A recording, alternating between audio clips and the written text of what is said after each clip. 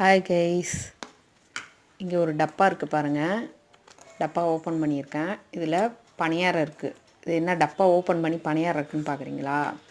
இது எங்கள் ஊரில் ரொம்ப ஃபேமஸான கடை. இந்த கடைக்கு பேர் வந்துட்டு வள்ளி பணியார கடை அப்படின்னு சொல்லுவோம். இந்த கடை வந்துட்டு கிட்டத்தட்ட 70 வருஷத்துக்கு மேலே இருக்குதுங்க. 3 தலைமுறை அந்த கடை பார்த்துடுச்சு. இது வந்து ஒரு பாட்டி வந்து செஞ்சு விற்றுட்ருந்தாங்க. இப்போ அடுத்தது அவங்க இதை விடக்கூடாதுன்னு அவங்க பசங்களும் இது வந்து செஞ்சிகிட்ருக்காங்க.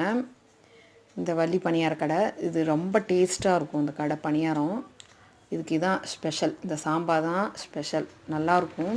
இந்த சாம்பார் தான் மெயினே இதுக்கு. இதில் வந்துட்டு என்ன அப்படின்னா, வெங்காயமோ எதுவுமே தாளித்து இது ஊற்ற மாட்டாங்க. வெறும் ப்ளைனாக தான் இருக்கும். இதை பாருங்கள், புட்டு காமிக்கிறேன். இதில் வந்துட்டு தக்காளி சட்னி கொடுப்பாங்க, சாம்பார், கடலை சட்னி, பொட்டுக்கல் சட்னி, இது 3 மிக்ஸ் பண்ணி தொட்டு சாப்பிட்டா அவ்வளோ ஒரு டேஸ்ட்டாக இருக்கும்.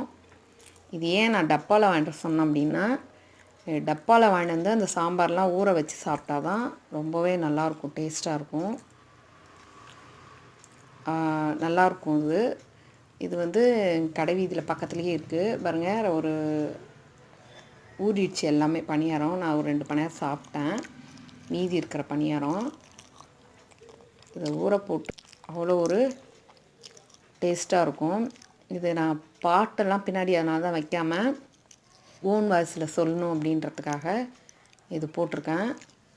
உண்மையாலுமே நல்லாயிருக்கும். பாய்.